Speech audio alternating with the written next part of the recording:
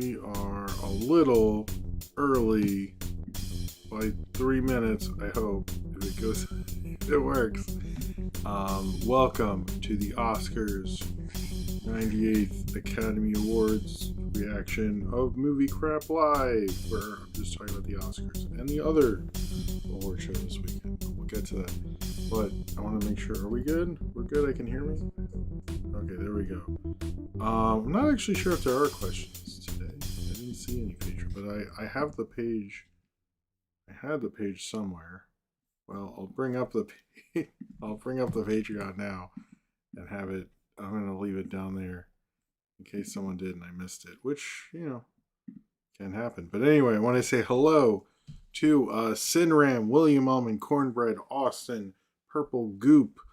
I thought I saw Nathaniel Foga up there earlier. Who else we have? Super Dusky was here. Emblood T is a Medela Butterfly. We got all sorts of people, and we are here for Movie Crap Live. Let me switch over to. Hold on. Hey, it's me. I'm wearing this suit. Not so much the pants because it's a little hot today, but I did send the blue sky, the skeet, and the tweet. Hello, George Sloffalo. But I'm here to talk about, this is an Oscars only show. I'll probably have a newsy movie crap later in the week, but and it might be short, but this is just about last night, the Oscars, the 98th Academy Awards, the winners, the show, everything like that. Wow, Mr. Silver. People do not like Mr. Chalamet, which I think, I don't know. Conan grew a beard for this. Oh man, I wish. We will talk about the Timmy because I've been thinking about it since it's become such a thing and listening his words and other things.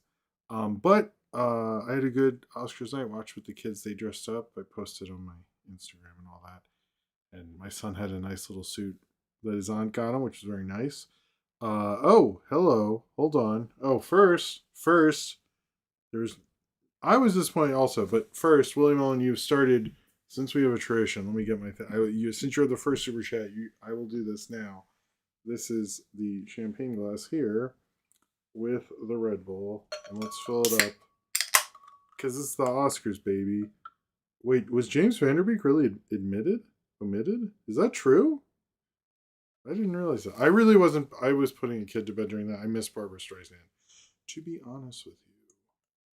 But here we go. Look at that pour. How beautiful. We still have some more in here, so we finish this, we can refill it. All right. So I want to, okay. William Owen said, justice for Rose. Thank you, William Owen, for the first super chat of the night. You unlocked this. I'm going to give a thumbs up to that. Justice for Rose Byrne and Jafar Panahi, who got snubbed. Justice for them too. Cheers to you, man. Oscars. All right. Yeah, we watched it. It's almost like it's starting at 7. I like that it starts at 7, but I think I don't. At least East Coast. I think I don't, because it's like there's always still stuff going on. I kind of like, can we just move it back to just 8? Just 8 would be fine. Just 8 would be fine. Austin said, in a year from now, Tim will challenge Michael B to an anime a card game to win back Oscar. Michael B. Jordan will spank him and Kevin O'Leary. So does Timmy like Timothy Chalamet? He's not. I don't know him, so I don't want to call him Timmy. Does he like anime? Because Michael B. has been on record, and I believe, I'm not sure which anime. I believe he's voiced in anime before. I don't know about Mr. Chalamet, but cheers to you, Austin. Well, no, I think Sinram was saying Rose, just for Rose, and then this other guy got stumped. But anyway, it's Michael. Hey Dan, how's it going? But yeah, I was like putting kids to bed and stuff, but we got to watch it. I will say I do not like anytime, this has happened twice, when they have the kids song, they play it way too late. I don't know what's up with that, man. But like, they did it with K-pop Demon Hunters this year. They did it with We Don't Talk About Bruno that year. It's like, that, come on. Like, 8:30 is like the cutoff. Like, I just don't. Oh no, Creed 3 definitely was anime influence. I very much see that in that movie.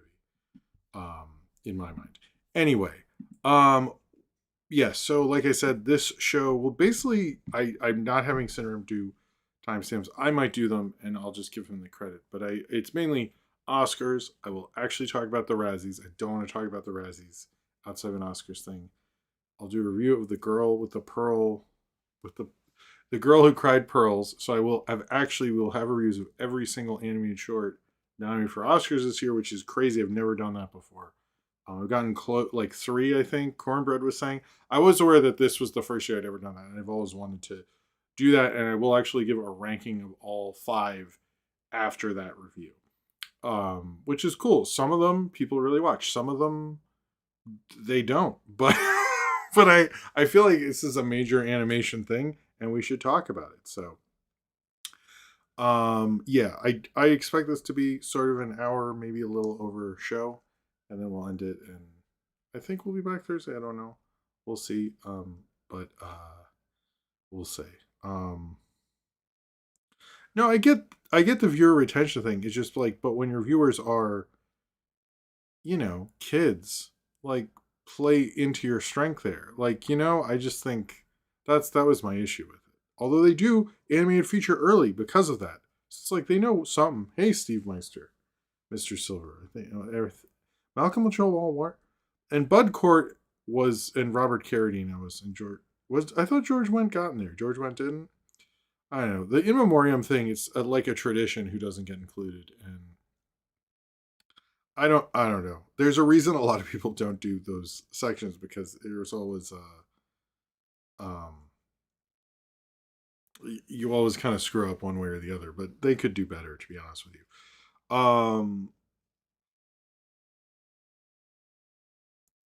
The Remember Me performance? I don't remember the Remember Me performance. Maybe that's why. All right. Yeah, I was said better. All right. Let's do the you know how we do the spiel. All right, this and everything I do. Sorry, supported by you, the fans, either through my Patreon link below in the description, where you get all sorts of stuff like more power in the movie review vote, which will be coming out soon. I'm probably going to shoot that after this. I might just wear my tux, or I might not, because I'm a little hot in this. But it will be shot after the stream, or which gives you more power in the movie review vote and all that stuff. Or you can give me a super chat during the show, and I'll drink from this amazing. Wait, can you see it? Sorry, this amazing champagne glass of Red Bull, and give me the energy to keep going, which I very much need now. I don't know if you noticed this awesome award they made for my daughter's thing, but it was here. The daughter's doing a thing, and they made it, but it was like, it's here already, so let's use it. You're a filmmaker, you got to use what you got, and they made this thing. It looks cool. I think it looks cool. Anyway. Yeah, if you want to give your super chat for $20, I will make these lights flash. If we get to 40, Godzilla will roar. This is where we're at now. Where are we at with Godzilla? I know these things are so silly.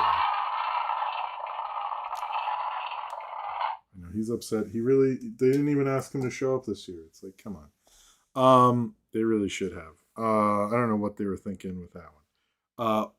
Or the Patreon, all the other stuff you get.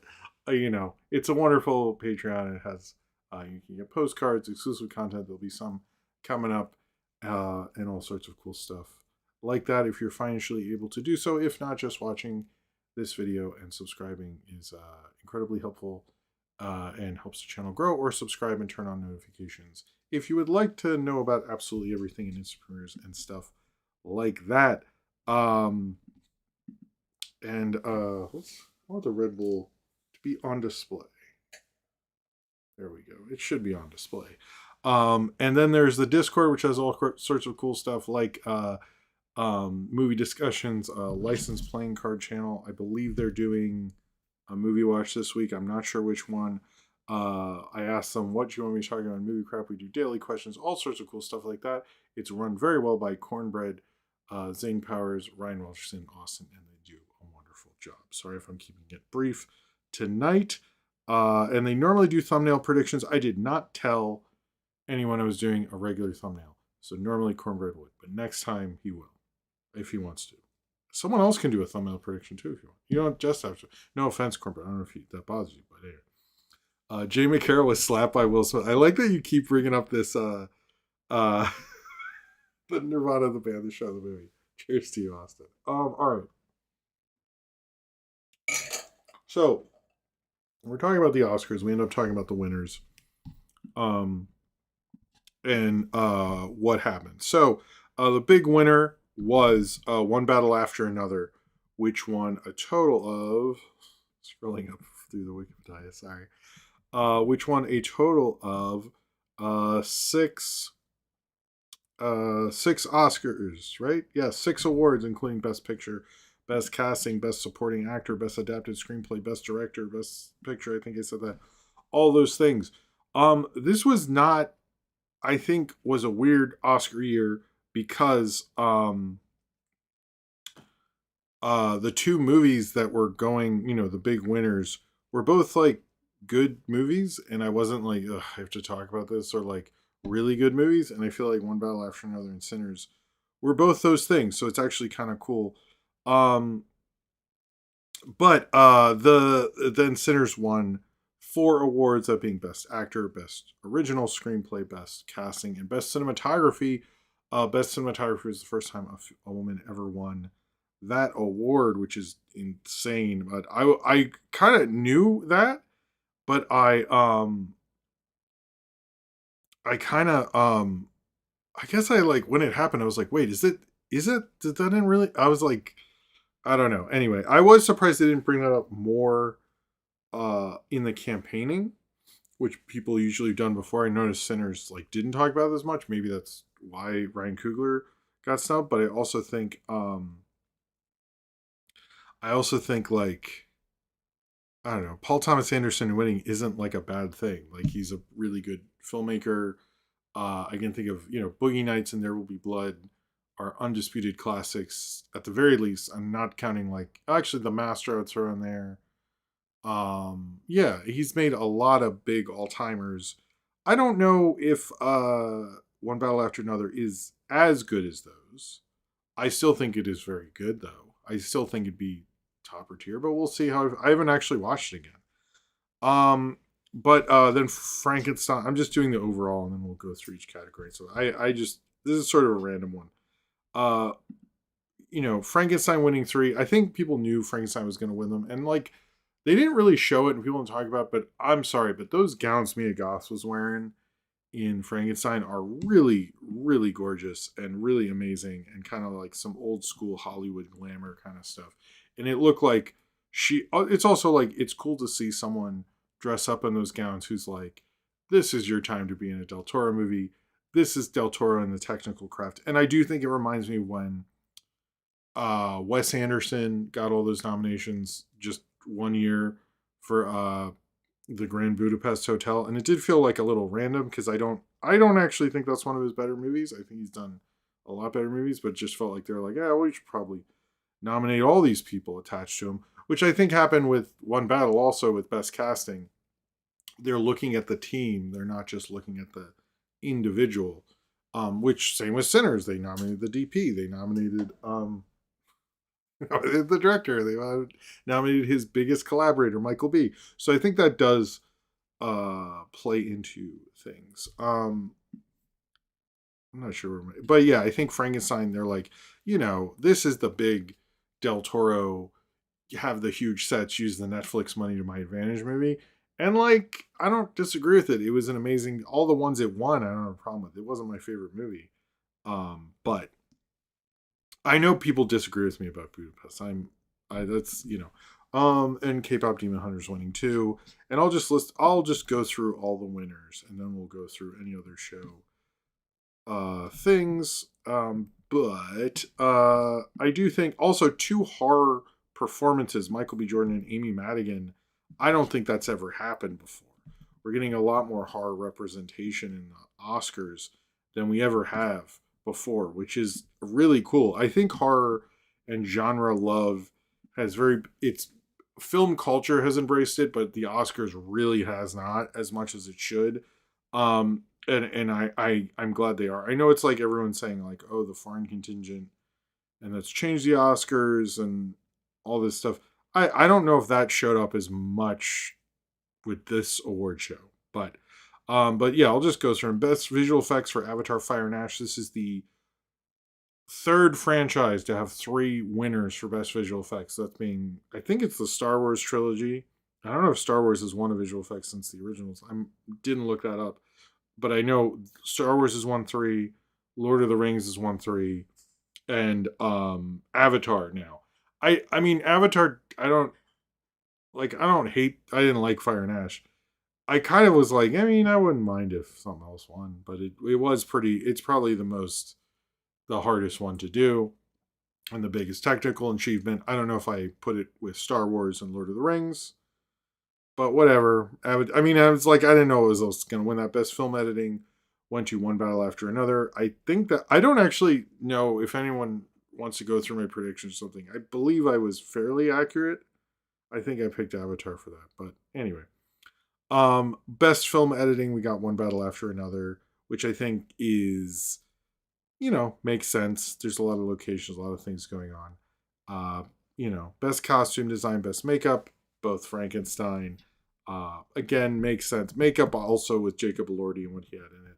My mom had read Frankenstein recently, and she said she really liked that movie, and I was wrong, and she's probably right.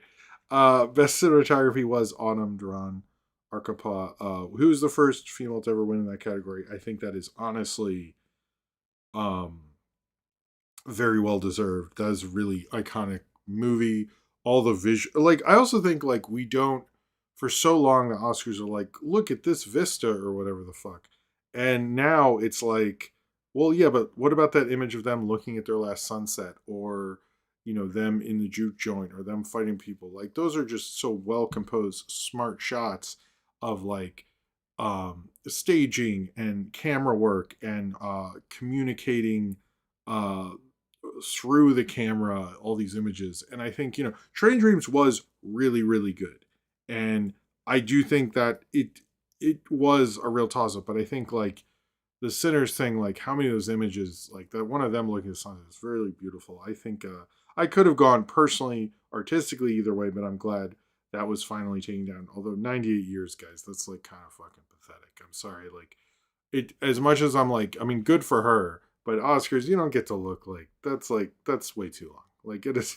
Sir, I used to be like, yay, we did it, and I'm like, I mean, we probably should have already done it, but whatever. Nathaniel Fogus says, I can say proudly I've seen 4 films that won Oscars this year: K-pop Demon Hunter, Sinners, Weapons, and Frankenstein. Then I plan to see one battle after another later. Oh, that's cool, man. It's good to see some, cheers to you. Um,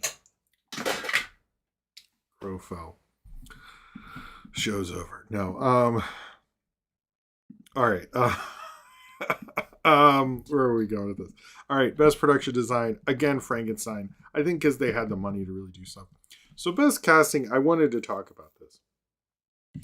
My thing with best casting is everybody's like, we knew it was going to be Sinners. How? There's no precedent. I saw these articles like this would have won best casting. How the fuck you know that? Like, where's this coming from? We have no precedent for this. Can't we just be like, I don't know what's going to happen? Like nobody can do that anymore. I don't understand. Like you literally don't know. I don't understand. Anyway, it makes sense. It was funny when she was like, "I can't believe I won an Oscar before Paul Thomas Anderson." It was just kind of funny. I think she has been his casting director all this time. They were talking about his assistant director who had passed away. I'm not exactly sure the whole deal with that. But I don't know if like the one battle thing, it feels like maybe like I was saying, they want to give to the team like they used to do with David Fincher's team a lot. Like, they're kind of recognizing that it's not just a director or an autorism, but it's also the team with the auteur that makes the thing. And I think she is definitely part of that. I mean, can you think of a badly casted Paul Thomas Anderson movie? I cannot. But William Ullman has something to say. He said the casting director is the only word I would say Marty Supreme has far and above more deserving than the other films nominated. You're not wrong about the Marty Supreme thing. I think that is accurate, and Oh, there's the remote. We are at the $20 mark, so we'll do the flash there, or the fade as it is. I don't disagree because it was kind of the wildest casted movie, and yeah, that's true. They had like Abel Ferrara and Gwyneth Paltrow and even Kevin O'Leary, and it all worked together. So you do have a point. To be honest, it was really not considered as much, but that's I'm not going to disagree there. But cheers to you, William. I don't disagree at all. Um, I mean, yeah. Do we want to reward someone putting Kevin O'Leary in the movie? But was that a perfect way to use Kevin? Maybe that's best sound was F1. That was probably the only one where they're like, but it go vroom vroom, so it loud. It's basically how the Oscars end up sort of doing this thing. It's just like, but it loud, and you're like, yeah, I know it's loud, but does that mean it's good? And they're like, but loud though. So that's kind of I don't know if like I kind of thought Sinners could win there because I was like, the sound was really cool, and I know it was going to win best score, but I think the sound mixing was pretty decent. And I know like people said Surratt because the sound in that I didn't see Surratt. I know William Owen does not like Surratt, although I haven't heard the best reviews of Surratt, so maybe I think the um you're comparing it to that movie, the Holocaust movie that's now escaping me. I don't think there's any best sound nominee that was like the artistically stuck out enough. So I think when artistically there isn't that kind of thing there, I think a lot of people are just gonna go vroom vroom explodey. And I didn't see that movie, but also Joseph Kaczynski. Usually, I think Top Gun Maverick won. I think that's sort of his team. Hit like I was saying with teams of people. I think that works for best sound as well. I'm really into this theory tonight. I don't know. Best. Let's do the music ones. Best original song. We had Golden Wind. I think that was the song, movie song of the year. I can understand thinking that I Lied to You had a chance, but do you like I Lied to You or do you like the sequence? I think you like the sequence more. That performance, though, I will say, I thought it was very good. The whole thing with the ballet dancer, I think, got a little weird because she was like when she responded to the Timothy Chalamet thing, she was already rehearsing for the Oscars.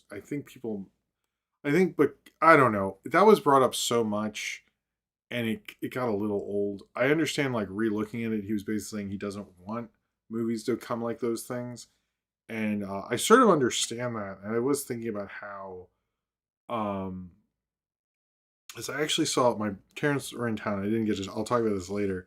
Uh, we saw I got to see live jazz at Lincoln Center at Dizzy's Club or Dizzy Gillespie's Club, and I was thinking how they had this perfect setup and all this money, so people can hear jazz, but the only way jazz can exist because there's no money in it anymore.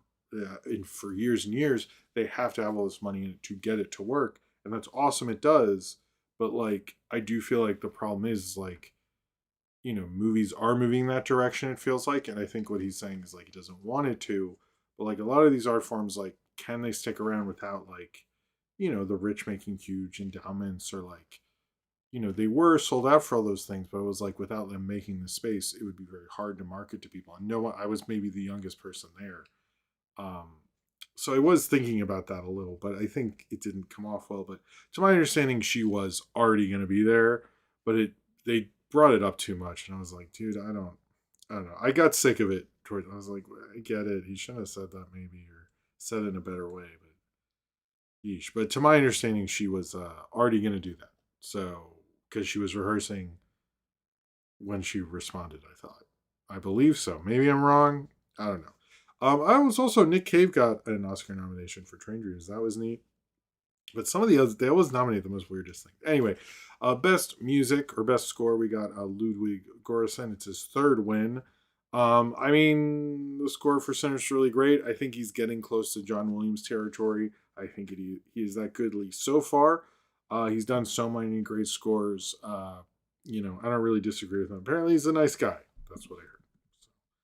So, then best animated short. The only one that won was the one I didn't review till tonight, which I thought was kind of funny. I was like, God damn it.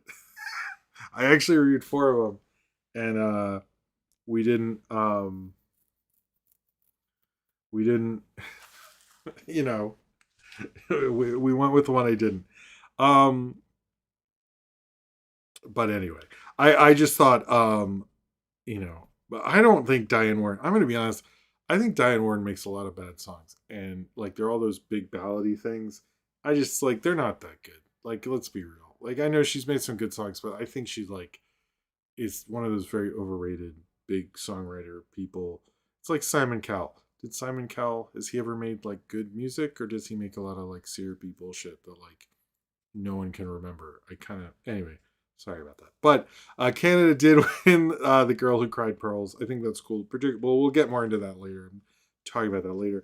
The best live action short, we got a tie between The Singers, which I actually saw a huge Times Square billboard for, which is crazy. And then Two People Exchanging Saliva. Most people thought Two People Exchanging Saliva was was gonna win. I also think Kamel Nanjiani handled that very well. I don't know if he was like quizzed on that or either way. That's not a fun position to be in, and you could really embarrass yourself and the other people and fuck up, and he didn't. So he deserves respect for like handling that. That's like unprecedented. And he was like, okay, here's what we're gonna do, and he had a plan. So I don't know if they quizzed him because there aren't a lot of ties. The last tie was best sound, uh, but it was funny that the longest one was best short. That was funny. Best documentary short film was All the Empty Rooms. Was about a school shooting, which was a little scary to watch when my kid was watching it, but that's the world we live in, unfortunately. Best documentary feature film, Mr. Niebuhr Against Putin. From my understanding, or Mr. Nobody Against Putin, I didn't see any of these documentaries. So let me just say that now. But Mr. Nobody Against Putin and The Perfect Neighbor were documentaries using pre-existing footage that's becoming much more celebrated. It used to not be as cool, and it must be considered this weird artistic thing, but it seems like people are coming around to it, and I think that's really cool. So, I did tweet this out.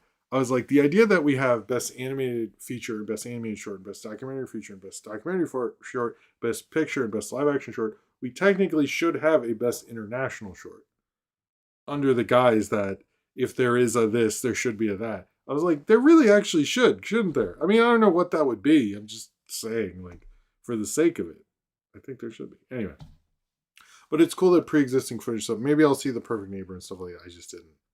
There's only so much time to watch stuff. But it's cool that one, from my understanding, it seems like a cool movie. So, best international feature. I think people were not sure where we're gonna go because Sentimental Value did get a lot of nominations, but so did Secret Agent. So it was sort of like, where are we going to go between the two of them? But Sentimental Value won. It seemed like there was a little more support for that, but that was tricky. That was the only one that like the more international voting block, I think, played more into the nominations. But good for Norway. It was its first nomination. I was surprised because I thought it had won one already, but it has not. So I think that makes sense because I was like, yeah, I guess it's not like Sweden because that's, they had Bergman and stuff. I don't know. Yeah, good for Norway though. It's cool for them.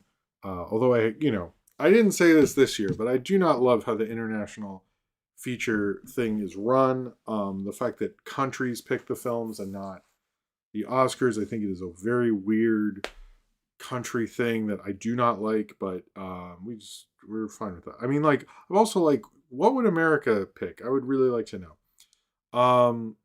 Overall, thank you. I mean, well, I'll talk about the whole thing. I was kind of happy. We got issues, but overall, I think it's better than most years. However, the direction wasn't good. Best animated feature, K-pop won. I think everyone knew that was going to happen. It's cool that Disney hasn't won in a while. I was saying that Disney should not be the default for animation. I got crazy ass replies about how people don't vote for the studio and all this thing. I'm just saying it shouldn't be the default. And I wasn't all these people making all these weird things. I don't understand that. But I do think it kind of sucks that we always go, but Disney, and like they get too many, they have way too many Oscars, and it's like enough.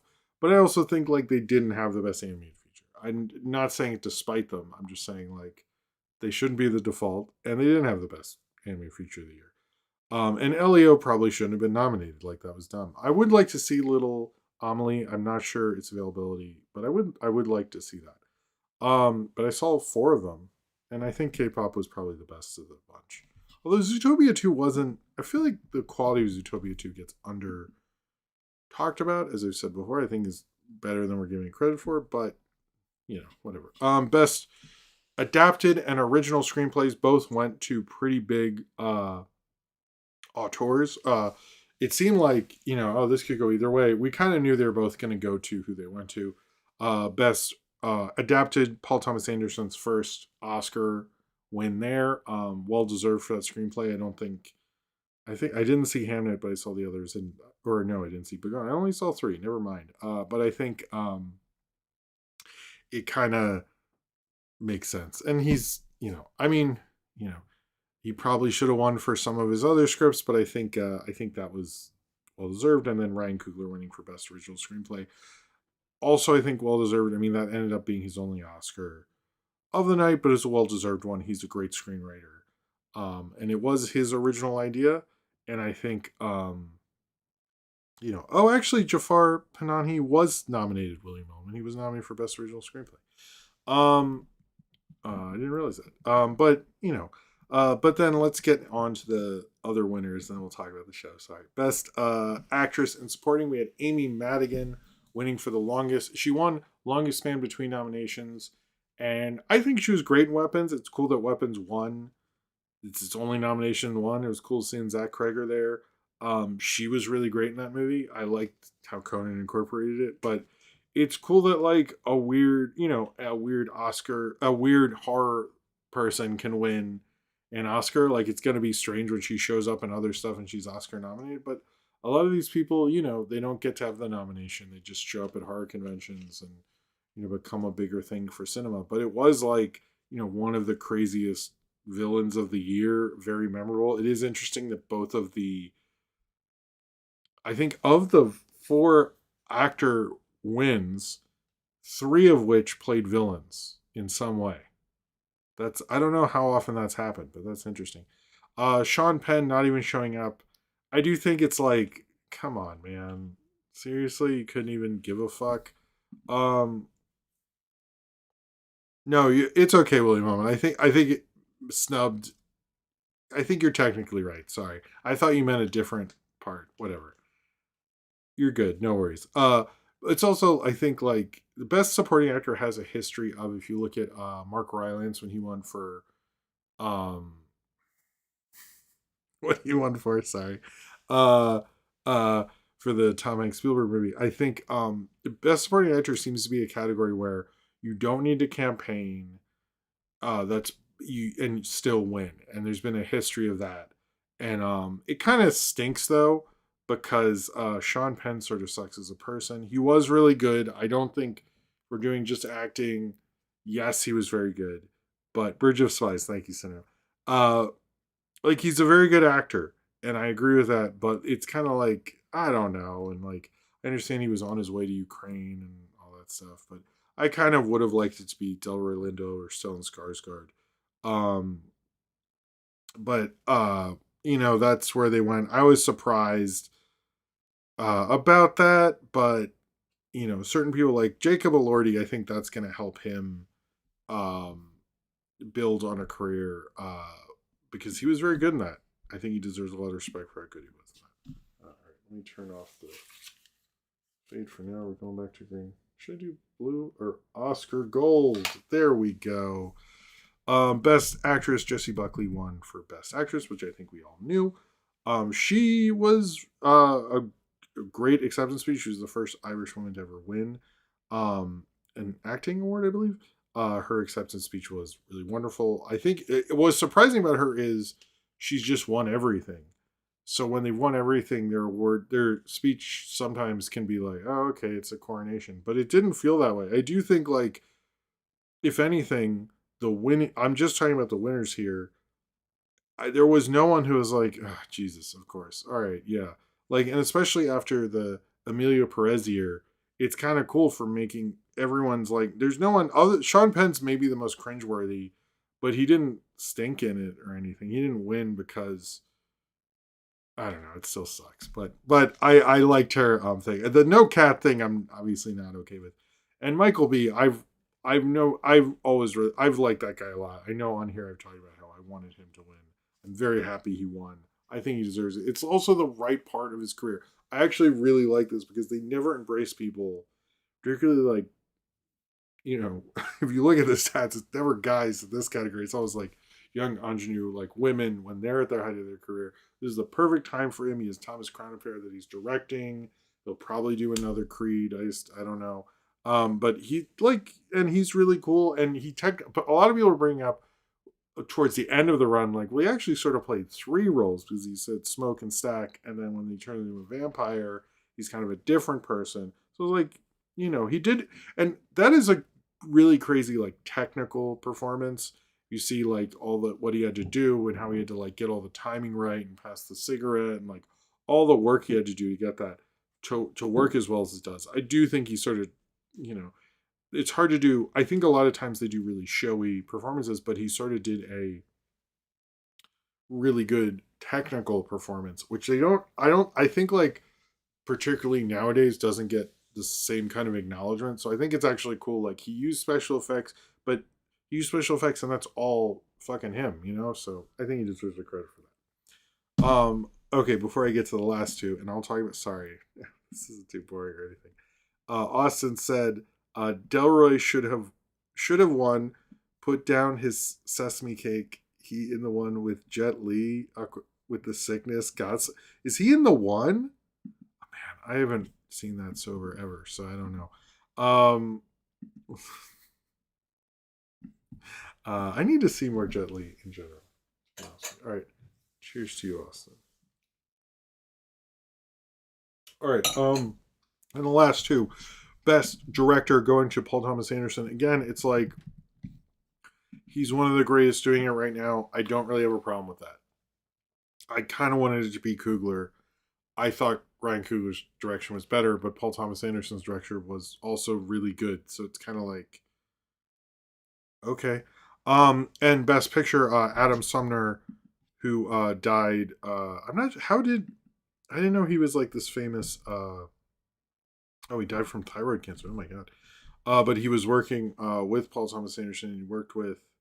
Oh, he's the assistant director and film producer. Worked with Martin Scorsese, Spielberg, Inarritu. Jesus, but yeah, he died. He was posthumously nominated. Sarah Murphy and Paul Thomas Anderson won for Best Picture. Again, like they're. I don't know. This is a weird. What even won last year? I don't know. But I like that something won that like made us all go, oh, okay. Well, this other really good thing won is actually pretty nice feeling. It's like, oh yeah, Nora. Nora was really good too. Oh, I guess we're getting good things. Other things, I like that Paul Thomas Anderson brought up. Oh really? They go into the same movie 4 years in a row. I guess they're not doing the split anymore. Sitting around. That's a good point. Everyone's expecting the split, but the split keeps not happening. I like that he brought up the 1975 year because that's often when I look at as the more I watch 70s movies, the more I'm like, damn, 75 was like peak 70s movie time. Even though Jaws is in there and Jaws is sort of considered the beginning of the end. Because of what it introduced to blockbusters. I love Jaws, one of my favorite movies, but it represents that. But it is like that is like peak set, and he's a good point. Like you can't really pick what is the best movie because if I watch any of those movies, I go, I mean, Nashville's the best. Jaws is. I mean, I do think Jaws is the best, but like you could make a real case for each one, and I think it's good to bring that up because as much as we get obsessed with the Oscars and like you keep hearing the same movie and you go, I guess it's the best thing. It's good for someone to be like, hey, we'll see, and these are all good movies, and like I thought that was actually a really eloquent, kind of smart way to do it.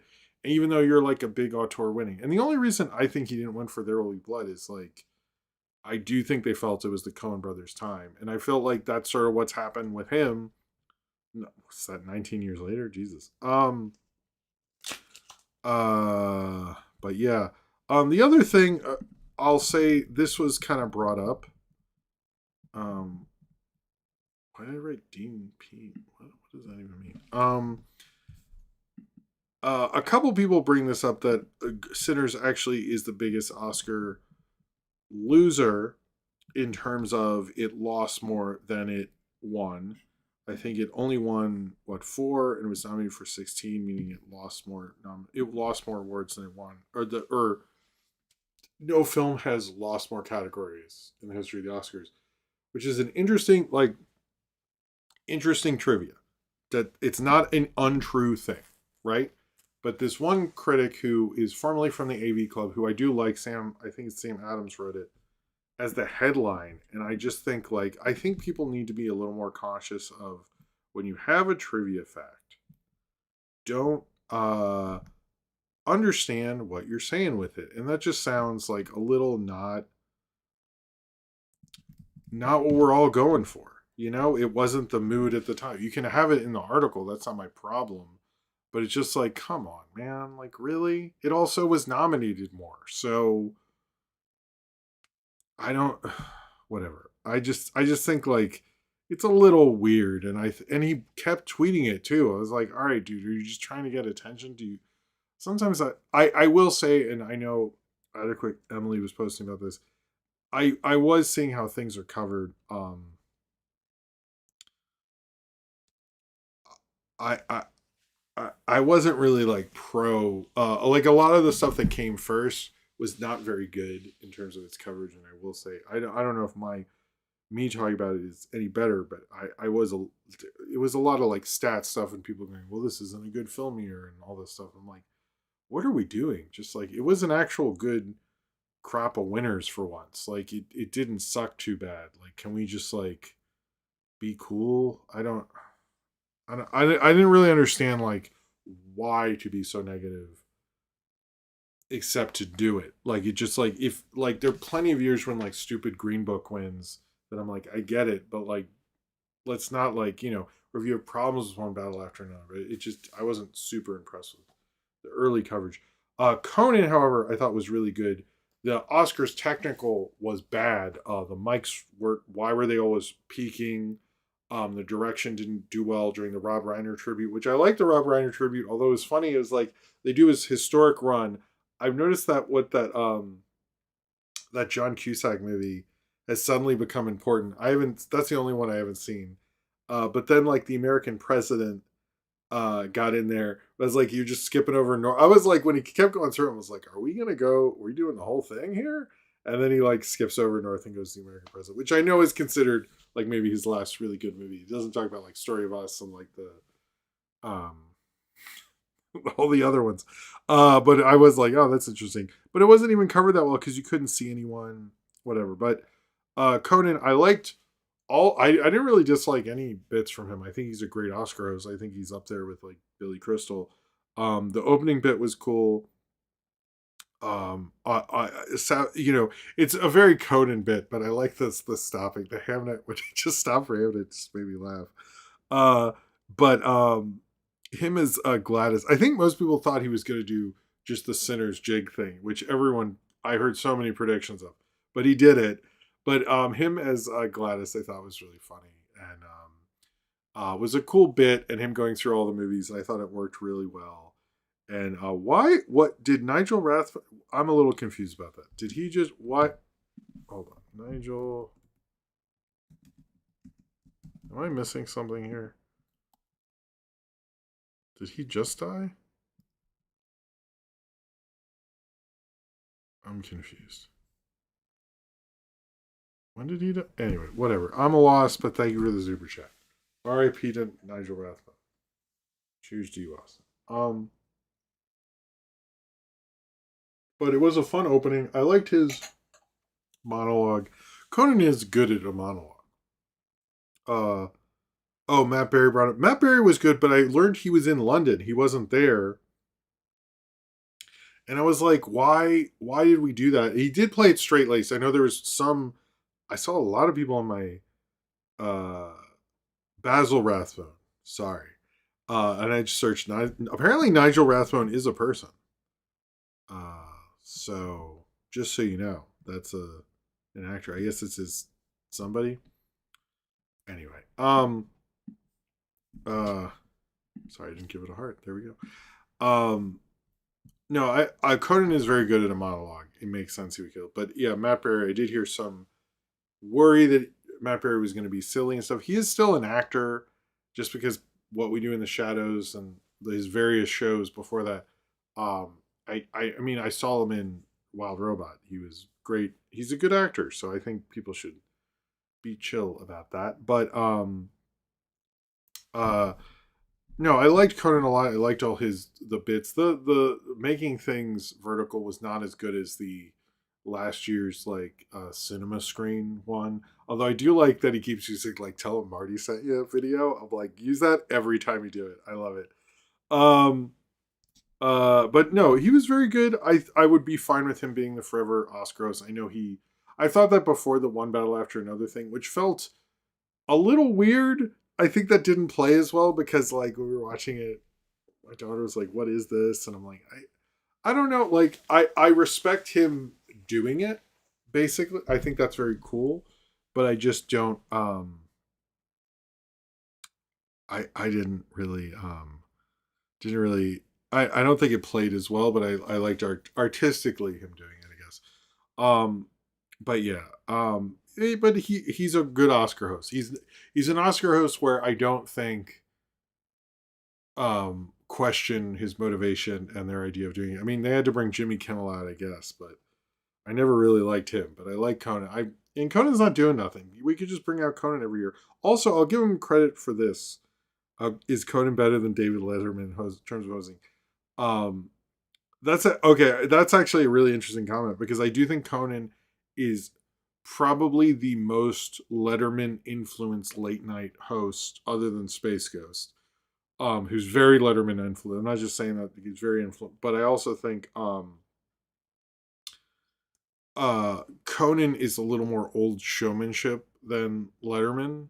And I think that kind of melds well. Like Conan's very much himself, but I don't think Conan could exist without David Letterman happening first. And he's very like that post irony Letterman style, and he does it very well. But I think Letterman that was never really a good mix. I think he would be a better like MTV host than an Oscars host because Oscar host you have to really get into the musical numbers and love all this shit and like I don't see that as a Letterman thing. That's just anyway. I've seen some of it, but it didn't really Uma Oprah didn't really work as well as I don't know. That's a funny bit on your late night show, but not on the Oscars. Also, Conan I think hosted the Emmys a bunch of times before. I don't know if Letterman ever did that. I'm not sure. Um, but yeah. I'm trying to think if there's anything else to talk about. Yeah, the direction was bad though. I kind of I thought they could have done a better job the technical aspects of that. That's my biggest kind of complaint. I thought the fact that we keep hearing audio peaking was pissing me the fuck off. And I also thought a lot of the presenters their banter was kind of bad. It's particularly like the Avengers one. Like why are you talking about 14th anniversary gigs? Like come on. Like that's really stupid. And I don't know. There's a lot of them that were kind of really the banter was pretty bad. I was like, did they have someone else write these and Conan got just the Conan parts because it just but it was like when they gave Kugler the Oscar, I'm like, do you guys like know him, right? I don't think anyway. But Sidra was like banter is always bad. I felt like the banter sometimes was like worse than usual. I think we could work on that. I did like the only banter I ever liked, really. I will get you in the same time. I'm sorry. Is there's one VMAs where Adam Sandler and Sandra Bullock switched who was gonna talk, and it was all like Sandra Bullock going like what was like kissing Keanu Reeves, and then Adam Sandler has to react, and like it was more funnier. It's not like totally gay panic or something, but it's a funny idea. Like stuff like that. I think MTV was better at doing that than I think the Oscars are, and this year was a pretty bad one in terms of banter, also. So I guess I just like Conan, and anything he was a part of. Everything else, maybe I didn't like. Although the Sinner's performance was good, and the K-pop Demon Hunters was a little short, but still good. How did you react when Kimmel popped up again? I wasn't, because I'm not a Kimmel fan. I wasn't super. I was like, okay, and then he kept bringing up Trump jokes. I was like, all right, Conan did like one, and you were. I think he did more Trump jokes than Conan did. It's like I get it. He doesn't like you, Jimmy Kimmel. Okay, but cheers to you. Like we can just like not talk about him. I'm a little. We don't only talk about him when we need to. All right. So, oh man, I'm technically running long. So let's do the Razzies because that is the other show that happened this weekend, the other major award show. And let me just say this: the awards gods were smiling on us. We had a good Oscars, and it's the first Razzies I actually sort of agree with. William Owen says, "Will Little Timmy ever try so hard again, or did this experience break his spirit?" I think it'll be a bit because he has Dune 3, but I think he will. I think we will see him again. But usually his age, like they rarely do it, and I think like it was too weird, and I think it's like let's just give it to Michael B. And yeah, but cheers to you, William. All right, so Razzies, War of the Worlds, the worst. No one is anyone disagreeing that War of the Worlds was the worst movie of the year. Nobody. Maybe the Electric State, which got shut out. The Electric State was really the cabinet of the Razzies. Yes, I don't know. War of the Worlds won Worst Picture, Worst Director, Worst Actor for Ice Cube. Won the big three there. So good for War of the Worlds. I think that helps War of the Worlds. I think that works for it. Worst actress was Rebel Wilson for Brightheart, who's getting sued by a film production. I haven't really read into that, but I know she's not doing so well. I'm sorry for her. I will give them. They did worst supporting actor, all seven artificial dwarves. Kudos to you. That the Razzies are actually not so bad. Although they did then go worst supporting actress and just let Stallone's daughter win, which is total Razzie shittiness. They couldn't hold back. They, they actually had an actual one. I don't disagree, and they found a way to be shitty. Good for you, Razzies. Never stop being. You're literally the worst at being the worst. It's remarkable. Worst screen combo again. The all seven artificial doors. Don't mind that. Totally fine with that. Good with you. Worst remake, War of the Worlds. Worst screenplay, War of the Worlds, and Razzie Redeemer Award. They gave it to Kate Hudson for Song Song. Oh, good for you. Anyway, the Razzies. Man, I can't believe they found a way to be shitty. It's like they are. There is no way it's like they didn't nominate a minor this time. They didn't do that, but they found a way. Wow, you guys are like. I don't even remember anyone saw Brideheart. I don't know. They need to like. Some of these I actually haven't heard of. Oh, they did Andrea DeBose for Love Her. I mean, Jared Leto for Tron Ares though. Actually, I might go with. I think Jared Leto was worse than Ice Cube. The thing is, he gets to Mars too fast, so that's why he doesn't lose. All right.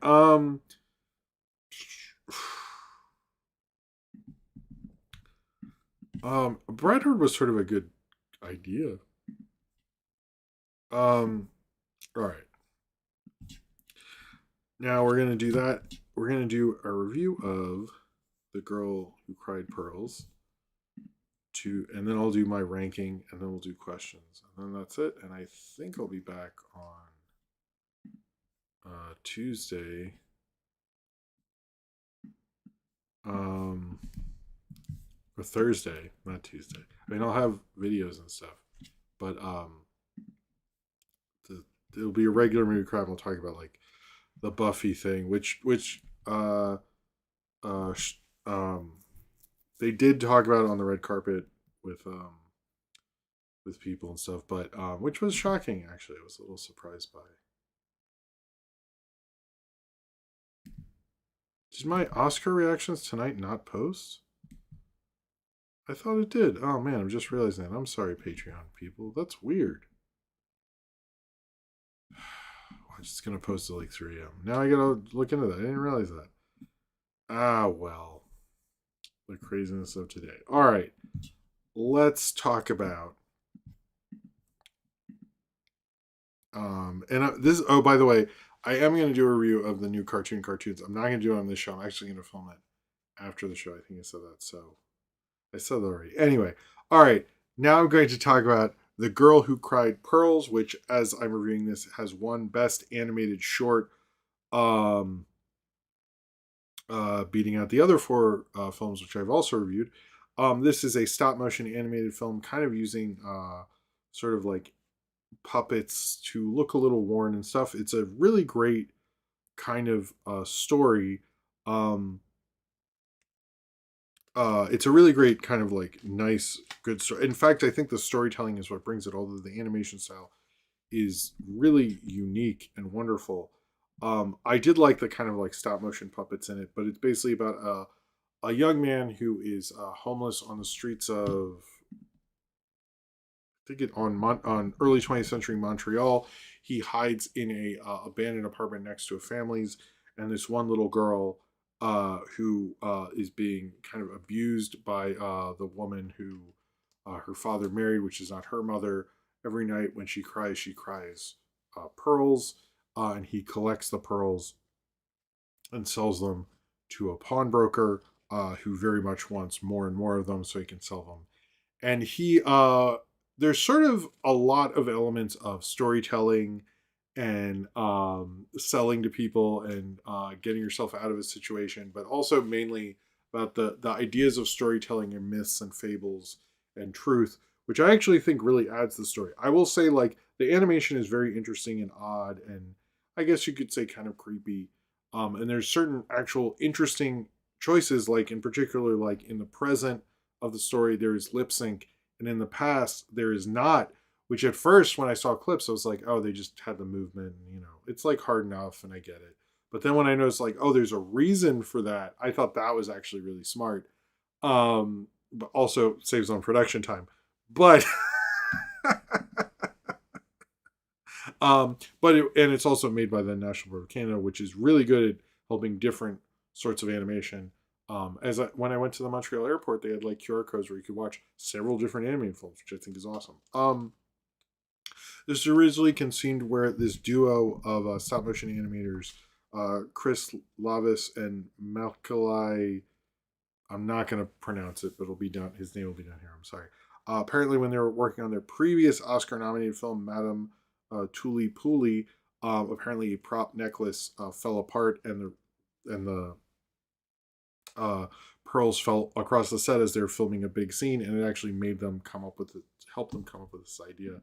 Um, I think it was actually really lovely, but I think like the one thing that I keep as I watch these is at first you go, oh, the design, the animation is so cool, and I just think that deserves attention because of the animation style.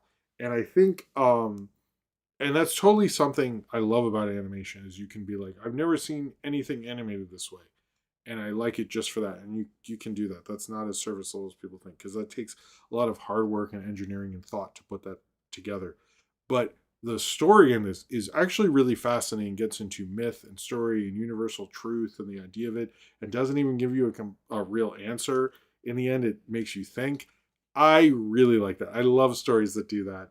Calls to mind our nature of reality and storytelling and truth and everything like that. And I think that's actually really wonderful and it's cool to be able to do that in a short. Like storytelling wise, they do a lot in this short, and I give them respect for being able to do all that in a under what it wasn't very long short, and also just as gorgeous as it is. Also, the idea of like part of this is the idea that like you're kind of selling someone's pain and suffering, and the idea of labor. Um, and everything like that. It's just a very wonderful short. I'm glad I got to see it actually. And I kind of want to check out more from these animators. One thing I love about this category is the different kinds of animation. I know I've said that before, but this one is just so unique. And the idea that each of the puppets had a really lived in kind of dirty quality, it showed me so much about them as people, each of the characters is. as people and characters and like made them feel more real and unique. If they've been pristine and clean, like so much animation is like, and so much artistically, people want to go, let's make everything pristine and clean.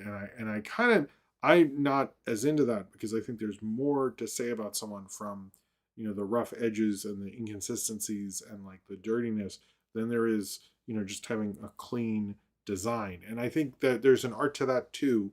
But what this is like, I could see so much about like the boy who is all beat up and tired and cold. And you look at his puppet versus, the pawnbroker versus him when he's older versus his granddaughter. Like there's so much in there. It's like really smart filmmaking going on in this.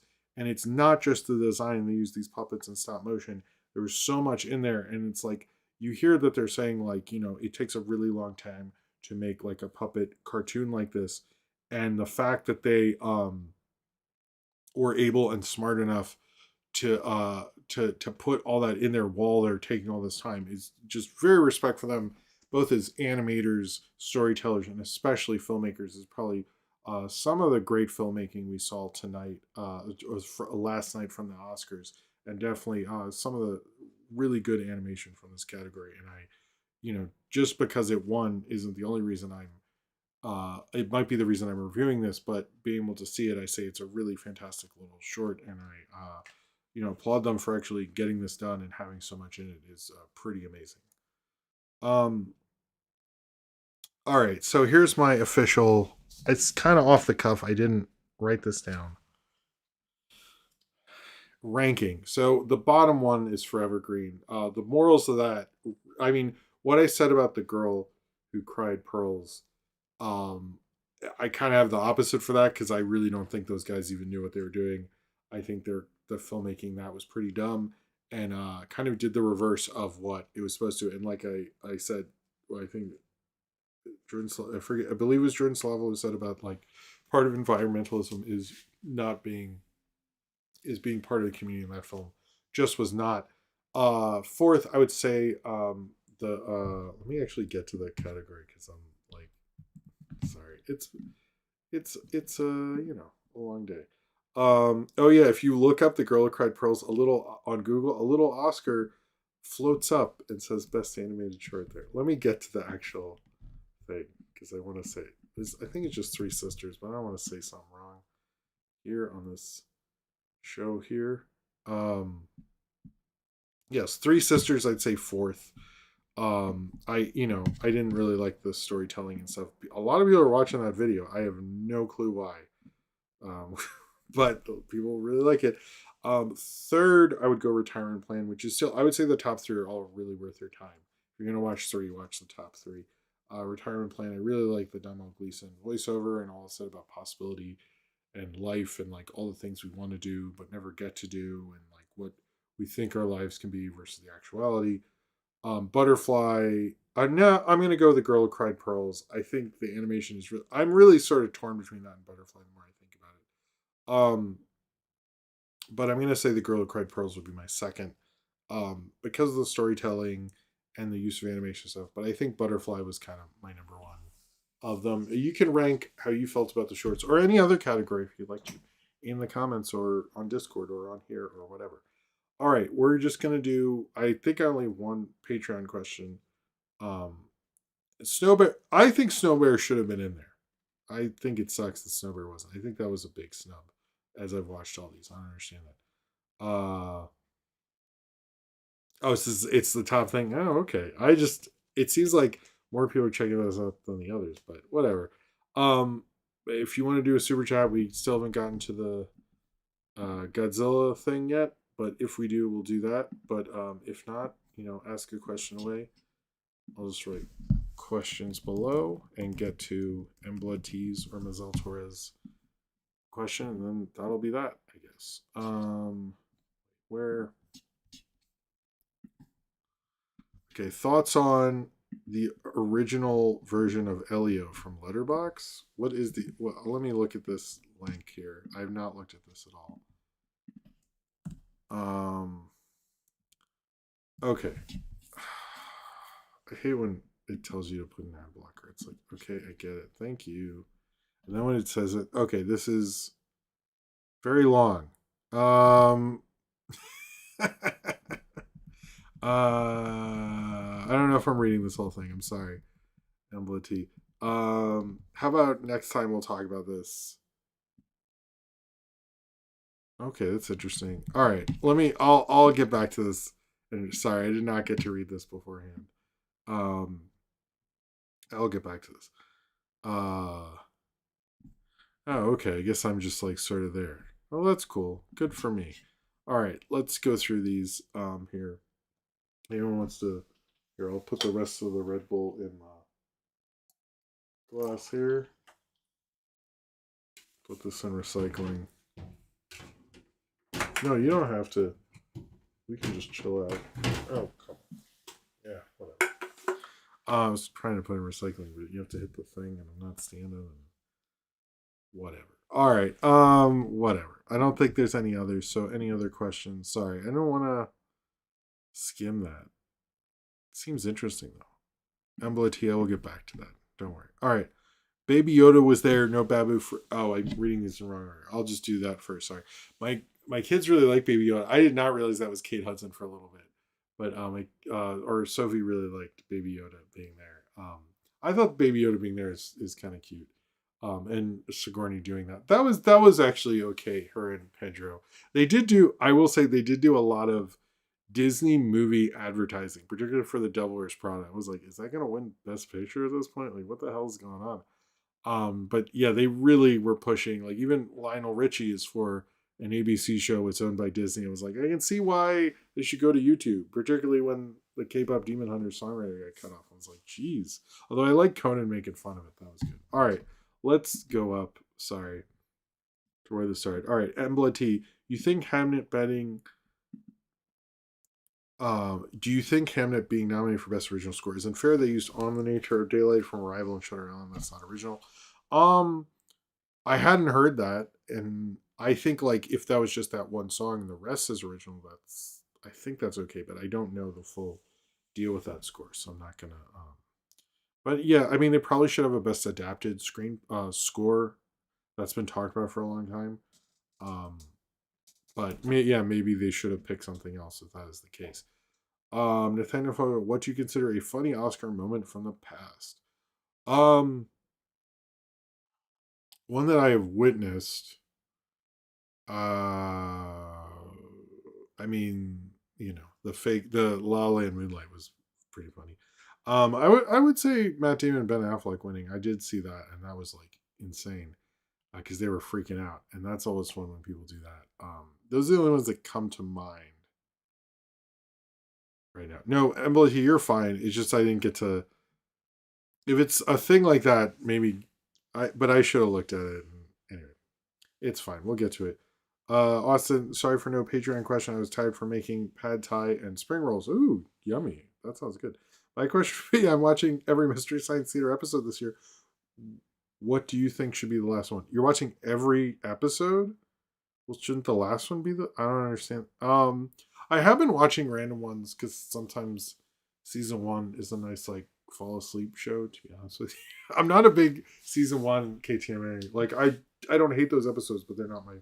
I think it should be. I mean, if you're gonna end, I would end either of the various finales. Like pick one of those because I think Laser Blast is a good finale. I actually think Diabolique is a good finale. So I would pick one of. I mean, you have two choices, right? Netflix didn't give them a finale. They just were like, go away. I mean, that's not, Nathaniel Fogo, what's an animated character or recent memory you'd like to see show up at the Oscars? I actually think, okay, you're aware, you have enough time to have at least them say like random animated stuff. Although, what we didn't talk about with this is or not Will Forte, um, Will Arnett's thing about AI before the animation category was great. I mean, he's a guy who's been in a lot of animation. He clearly knows a bit about it, it seems.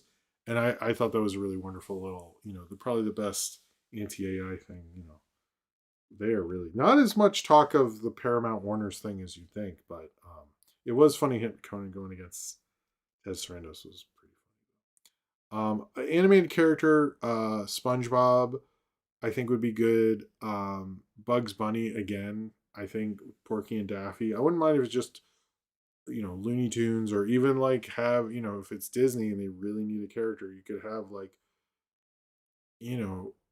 Judy Hopps do one or something like that. Like I do think they could have more fun with that category. I think people would like that more, and especially if like you're playing it earlier for the kids. Have one of the kids like they go, oh my god, did you see the guy? And you could like, I think there's enough time. Like you do it in advance, and you talk about the Wonder Animation, then you cut to the nominees and just have the voice, and then you cut back to them, and they go, the winner is, and then they cover their mouths or something. I think that would work.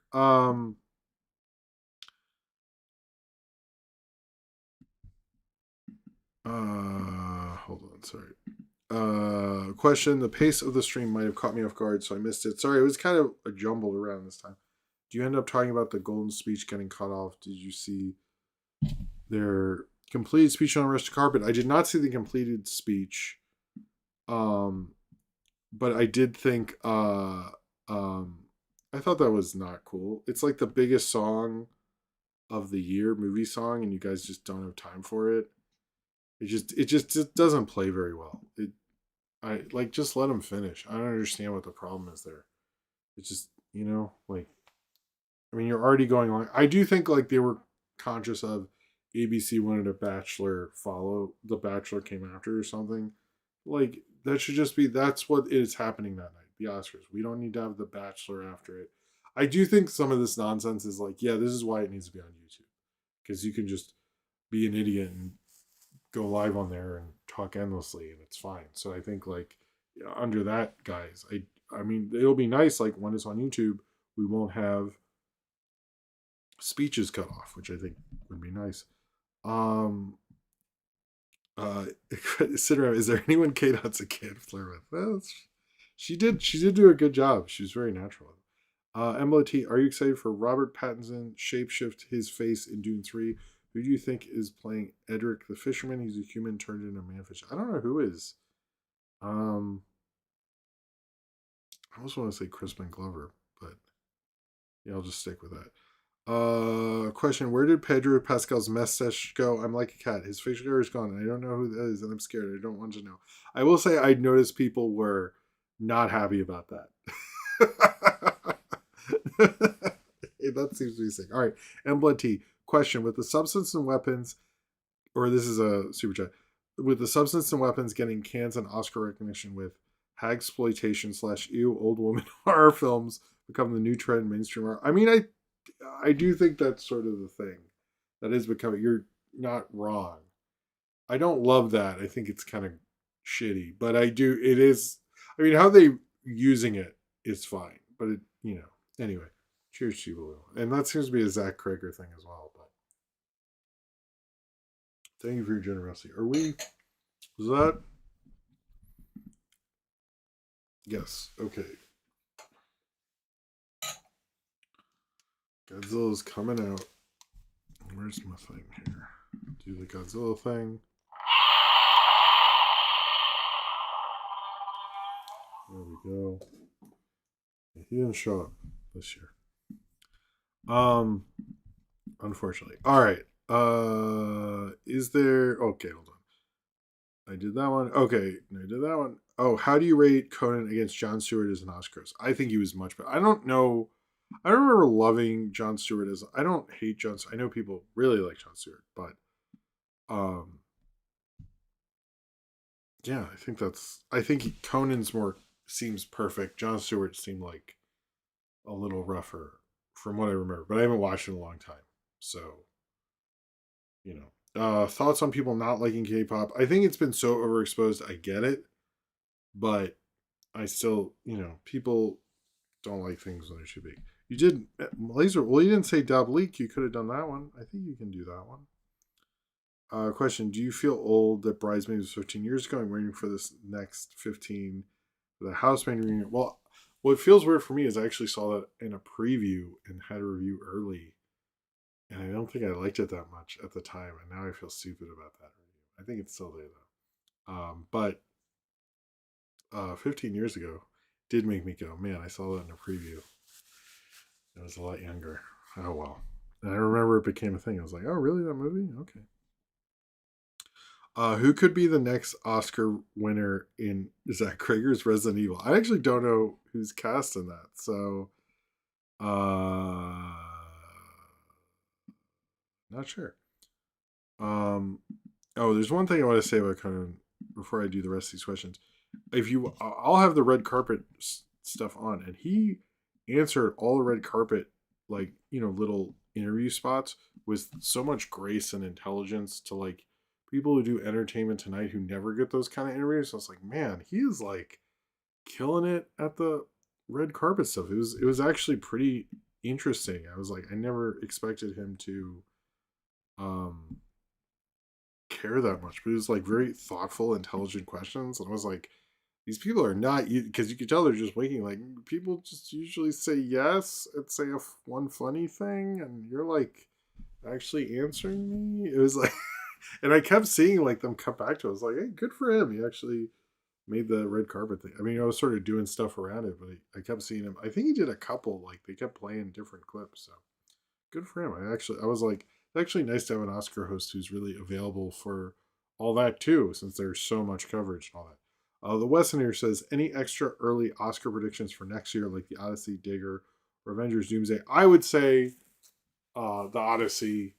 Trying to think what else. I think Toy Story 5 will get an animated feature nomination, and probably Hoppers. I'm going to say that. I think it'll be Hoppers, Toy Story 5. Um, those are the only two I'm willing to say that for. Embla T, will this convince you to see the Secret Invasion if I told you there's a dismembered leg in a shark's belly and it came to life and began killing people? I didn't know about that, but I would like to see it. I don't know what streaming service it's going to be on, but if I have the possibility to see it, I'm not against seeing it. I don't know if I'll do or you're not. Depends on, I guess, how much I like it. We'll see. Which is scarier from Not Plausible? Which is scarier? Big scary animals like bears and crocodiles, or small ones like snakes and spiders? Crocodiles. They scare me a bit. Question: after the post-credit scene where Jim Downey is Conan dead and they're going after Mr. Beast next, I thought that was funny, but I think I did like that Jim Downey was not. That was funny. Did you pay attention to the outfits? If so, who's your best dressed from sitting around? I did. I don't. Uh, Michael B. I like the thing with the suit. That seemed like a nice suit. I guess I'll go with him. I didn't really pay that much attention to be honest. But I did have that stuff on. I was like, Jesse Buckley looked nice. There was no one. I thought everybody. I don't know. I have no opinion on that clearly. Since I did this tie so well. Did you see McKenna Grace open Pokemon Contest Awards, making the first person to open Pokemon Contest Oscar? I did not see that, but that's awesome. Um, to tie this, I had to put on that old tie video, and I thought two things. One is, I think I told Saber once, I was like, man, whoever made that has YouTube fur coat money, and Saber laughs and was like, that's not how AdSense works. And then he's not making, which I was like, oh, okay. And then the other thing was, I was like, man, I'm gonna have to like watch this with my son one day because I don't really I'm not very good at tying the tie, which is gonna be funny. I bet there's people who've done that, which wrote rhymes with winners. I guess sinners. Anyway, it was an Oscars. That is my Oscars reaction. I do this every year. It's nice to do an extra little thing and put on the suit, which I honestly only use to watch the Oscars and then do this video. I did know it was Mother's Day in the UK, actually, before that. I actually did know that. We didn't really do anything because there's too much going on, unfortunately. But I was aware of that. Yeah, I think I'll be back on Thursday. It might be a shorter show because I did this, and also movie news might be a little shorter because it's all about the Oscars a bit. So we'll see what's gonna happen there. I think it'll be the cartoon, and then uh, the girl who cried pearls. But we'll see what happens. I thought about doing them both tomorrow, but I thought that was kind of a dumb idea. So I didn't. I don't know about that. But anyway, there will be new stuff coming up. I hope you enjoy it, and there'll be an actual review of a movie that's not animated coming up. Get hyped. But yeah, other than that, thank you all very much for watching. this Oscars reaction. Let's give a shout out to all the super chats. And oh yeah, this should be flashing, shouldn't it? Sorry, we'll just do it at the end there. Sorry. Let's do all the super chats. Oh, hold on. Question: have you seen the Chris Elliott sitcom Get a Life? Tim Burton development. I was going to direct Cabin Boy before he bailed out because he liked the show so much. I have seen Cabin Boy. I've only seen a little bit of Get a Life. I don't know. I don't know it super well, fortunately. Hold on. Let's see. Let's give a shout out to all the super chats from William Ellman, Austin, Nathaniel Fogel, William Ellman, Austin, Nathaniel Fogel, William Ellman, and William Ellman. Thank you all very much, and cheers to you. There's a Dune 3 trailer. Wait, did that happen already? Well, I guess I'll find out. That's my reaction. Wait, that happened? I hope you like the stuff coming up. I hope you see a good movie before the next stream and all that. Oh, thank you, Super Dusky. I'll see you around. Have a good night. Good night, all, and peace to you. And I hope you enjoyed the Oscars, or at least got to see a cool movie. Anyway, I'll see you all later. Have a good night, and I'll see you next time. All right, peace. Bye. See you.